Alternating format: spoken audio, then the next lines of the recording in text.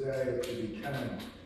In all fairness, they cannot be expected to understand exactly how we feel. Some of us can't even sort out how we actually do feel until we have something to get some non-drinking time and the self-conscious days has passed. Naturally, we prefer to be allowed to make our own choices, discreetly and privately, without a public show. But getting touchy about what other people say or do is no one but ourselves. It's better to try to gain and bear it, getting past the moment somehow. It's usually over in less than 5 minutes, maybe later. When we feel calm, we can quietly explain that we genuinely appreciate the concerns, but will feel better if allowed to make our own excuses. We might add that we like to practice protecting ourselves in social situations so that the other person need not worry when we're running along. Pass. After even more time has passed, many of us reach a stage of real comfort about ourselves and drinking, and we are relaxed enough to tell the exact truth that we are recovered alcoholics, or that we are in AA. This face-to-face confrontational revelation about ourselves in no way conflicts with AA traditions of anonymity, which suggests that we not reveal those facts about anyone except ourselves, and that we not make such announcements for publication or on broadcast. When we can tell this with ease about ourselves, it shows that we have nothing to hide and that we are not ashamed to be recovery from an illness. It helps to increase our self-respect. Self-statements chip away at the cruel old stigma unfairly placed by ignorant people on victims of our malady, and help to replace old stereotyped notions of an alcoholic with more accurate perceptions. Initially, such a statement very often induces someone else who wants to get over a drinking problem to try to seek aid too. Just one more thing about this matter of drinking occasions. Many of us have had the guts if pressure to drink really got unpleasantly strong, simply to make an excuse and leave, no matter what other people may think. After all, our life is at stake. We simply have to take whatever steps are necessary to preserve our own health. Other people's reactions are their problems, not ours.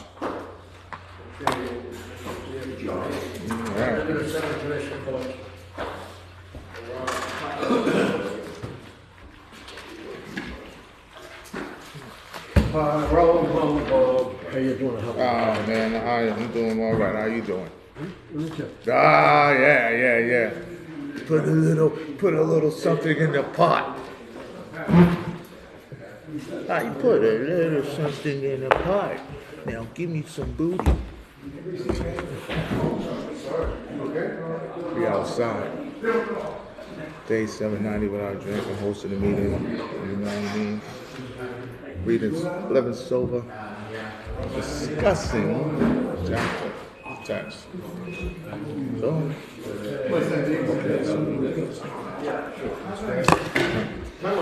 No. I got Chinese Taipei. I said Chinese Taipei at the beginning. I didn't know. I don't know what you're talking about. No, we didn't. The World Series. Don't mean it. When you figure out the better 2 months. It was a pool. My sister. I thought you were good. I thought I had my hat on. You told me to put Chris tonight. You don't mean it. Right. Exhibition. Come on. All right. Let's go. We're ready to rock and roll and rock. We're ready to roll and rock. All right. All right. So, hi everyone. My name is Rob, and Hey, I'm an alcoholic. What up? What up? All right. So being wary of drinking occasions. Yeah, that's a good. It's a good chapter to read. When I first stopped, drinking, and on my journey, I remember this one time I was coming from one of my meetings. It was like probably like my first, I like to say, like 60 days in recovery, and I was just standing outside and. There was a bunch of attractive women going into the bar, and I had a pocket full of money. I mean, like, I was just like, I must have hit the lottery or something, I had some green. And I was just like, that was my first, like, moment when I was just like, oh, shit, I can't follow these ladies into the bar. So I called my sponsor and told him what happened. He's like, run to the train station, and that's exactly what I did. I took off like a bat out of hell. like I was running track or something. Yeah, it's just when you first started off with, especially with this, not drinking, you can't play yourself. Meaning, it's like you know that if you surround yourself, it's like this. If you hang out the excuse my language, but if you hang out at the barbershop for a long time, you're gonna get a haircut eventually. Right? It's like this, like anything else. You don't want to place yourself in a predicament where you will inevitably fail, And that's the hardest thing to do because this brain, the alcoholic brain, is very deceptive. It lies constantly, all the time, doesn't stop, It'd be shocking if it tells you the truth, but it doesn't, and when they say people, places, and things, that's exactly what it is. You got to change the type of people that you hang out with. You got to change the type of places that you go to, which inevitably means you'll change the things that you do. So obviously, we do live in society. You're not locked up in jail. You can't just isolate yourself from the world and, and put on your big headphones and just drift off. No, you gotta live. And part of living is understanding that, yes, you're going to go to occasions or go to events where people are going to be drinking. So what do? You just don't drink. It's really that simple. And people who understand your journey and understand what you're trying to do and understand, what your affliction is, and if they really love you and care about you, they're not going to try to get you to drink either. But of course, it's always that one asshole, right? Excuse my language, that's two. But yeah, basically, what I get out of this is, know thyself. Don't surround you. If you know that you're vulnerable and you just entering recovery, it would be a good idea to not surround yourself with people who are constantly throwing them back. It'd be a good idea to constantly not to go to places where people are going to be throwing them back. Because what's going to end up happening is you're going to inevitably be tempted to do something stupid, and you're going to inevitably probably do it. Because I know I would. I know if I went into that bar, I wasn't coming out. Oh, I was going to come out, but I wasn't going to come out sober. In my first, I didn't go to my first occasion to like 6 months into my recovery. So everything just revolved around just going to meetings, going to work, and basically going home, going to my 12-step meetings, and that's just pretty much it. Some people would say it was boring. Actually, I was having a great time because at the end of the day, it's just like, at first it sucks. Like, man, I want to go into that bar. Man, I want to go to that party. I want to go, hang out with my friends. I want to go hang out with these people in X, Y, and Z. But at the time, I just wasn't ready to do that. And thank God that finally I decided to listen to my higher power and do what my higher power told me to do, which is do not go following those damn girls into that bar. It's really that simple. You know what I mean? And knowing thyself, being honest with thyself. That's why I love what the fourth step is self-inventory. Know thyself. Don't BS yourself. Because the only person you're going to play is yourself. Because and then what happens is you find yourself by yourself all the time, In my case, obviously, gotta go see Judge Coffee. So, to avoid all of that is to do this. Don't go into that bar. Not at this stage. Now, as time's gone on, yeah, I mean, I walked in some, my buddies will have something and, I'll go there, but I stay briefly and just keep it moving. Oh man, Rob, you sure you don't want? Oh man, come on. I'm like, nah, man, I'm all set. So get out of here. You stop drinking, you. I love getting that reaction when people are with me. It's just like, you of all people? Because with me, you will always find me with one or two things. A bottle and another bottle. And it was just what it was. You know what I'm saying? So it's just like, for me, to not be on that type of time anymore, yeah, it's foreign to them. It's still foreign to me, and I'm 790 days into it. So it's just that, it's that keep on, like, I haven't figured nothing out. I need my meetings. I need to be wary of where I go, be wary of drinking occasions, especially like the time the birthdays come, Super Bowl come, all of that stuff, you know what I'm saying? It's like excuses, just like a-holes. Everyone's got one. And especially with alcoholics, we will find an excuse to drink. Like we constantly always did. Oh, my nail hurts. Okay, good, drink. Oh my God, I just farted. Okay, drink.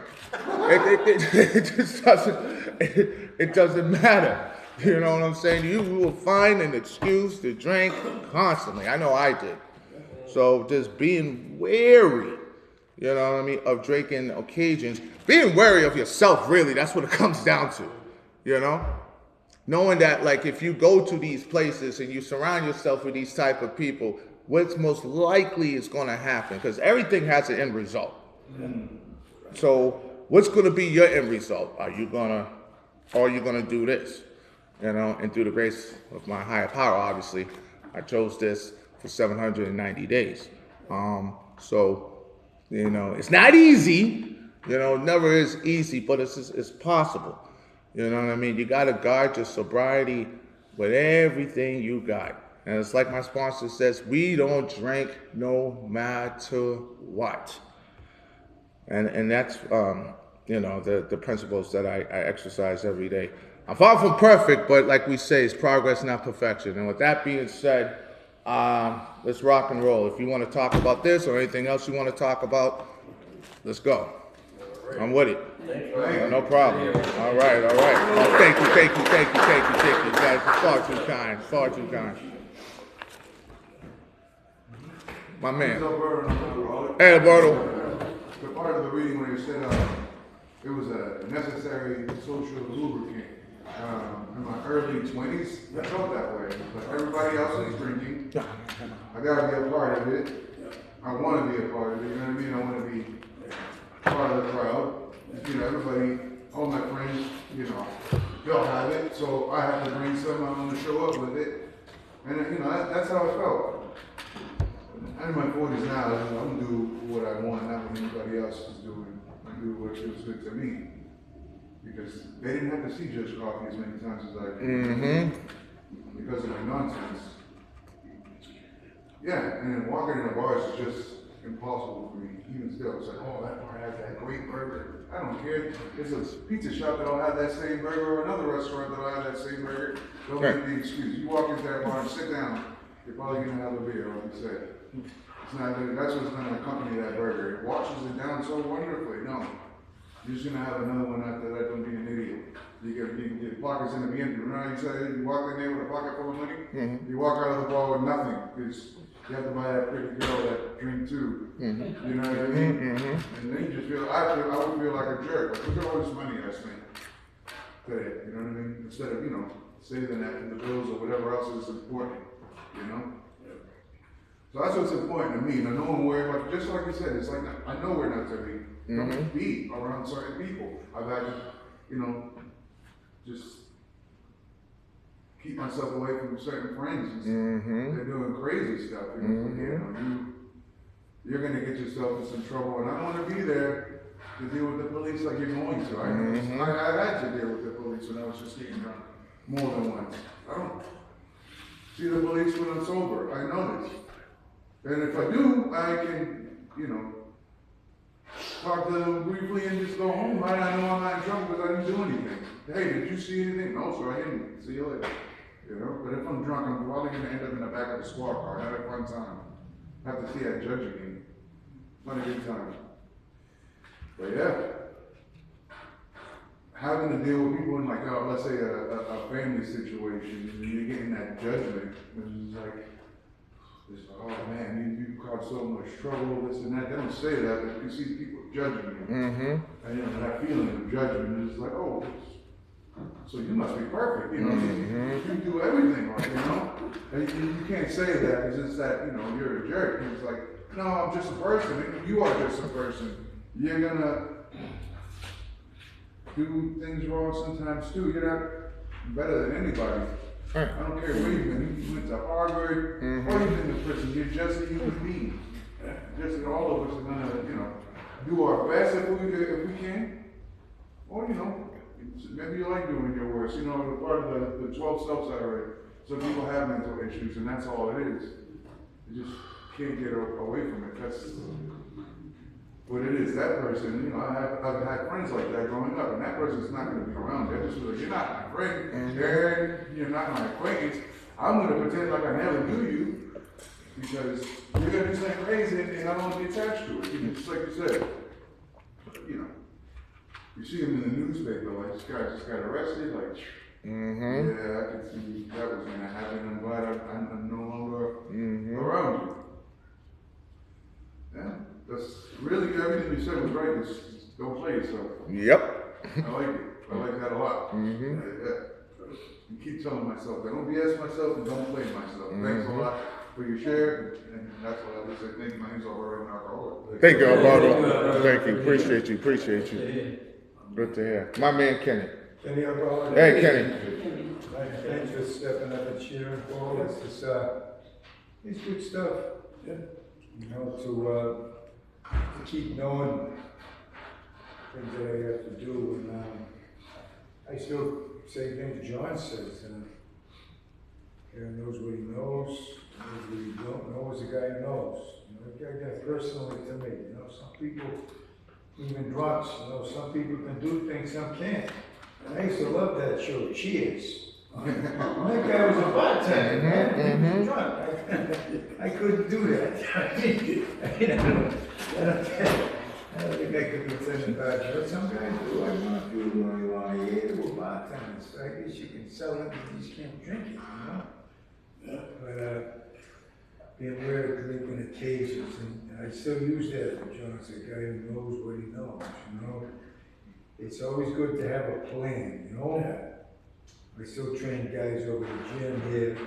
I got cut a straight right hand the other day, man. I tell him right now, who rushes in? Fools rush in, Kenny. I said, that's right, man. You a fool?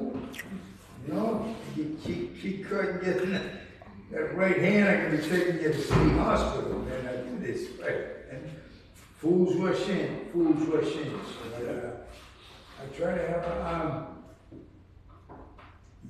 I try to have a plan if I'm going to be around something like that, because people aren't going to start drinking just because I'm an alcoholic, And if there's a wedding I have to go to, or funeral, I was always drinking on the funeral. I still say it today. I had that Dr. Green for years. He said, "Can you tell people you got to move your car? People you got to move up in your car just to have your, a little time for myself." I know with my drinking, I was a big drinker, man. I'd be in that bar, I wouldn't know. I'd have a table like this in a bar, the whole thing would be covered in empties. I would look, damn, who drank all that? You did, Kenny. I wouldn't even remember, so I know that there's things that for me, like as a guy who knows that I can't do. Today I get a little surprised, and I know things like that are going to happen. Like I say, fools rush in. It's good for me to have a plan, And I don't want to, like I said, I don't think everyone should start drinking because I have, But if I have to be around that, and it's bad for me, it's going to get bad if if I'm, you know, if I get wrong, I can't drink, I can't, you know? So, I try to have a, you know, I try to have a plan, you know, things, you know, there's drinking around everywhere. If I know that it's gonna happen ahead of time, you know, I try to have a plan, you know? You know, before I go there, you know, and, it's, you know, it's good for me, you know, to be around it, you know, I can tell, I almost got a nose for it now, you know what I mean? I used to say a lot, we can't tell you, we can smell it, you know? You get that stinks up, you know? Smell it up the floor, I can tell when someone's sneaking into my car, man. I think your woman invented those nips, you sneaky drinkers, man.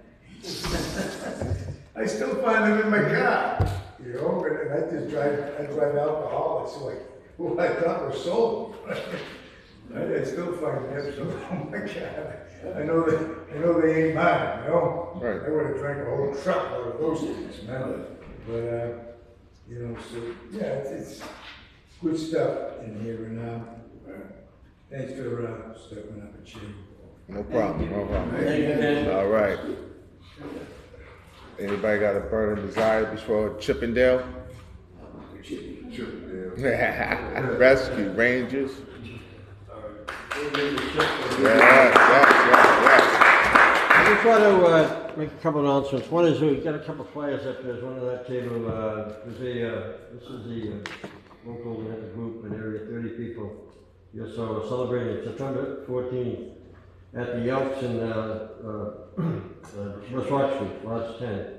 And there's going to be a whole day program, new member orientation 9:15, main program 10 a.m. to 3:30, and then complimentary lunch at 12:30. But anyway, they're celebrating 90 years of service. That's the whole theme behind it. So if you'd like to take a look at that, maybe go to it. It's on September 14th.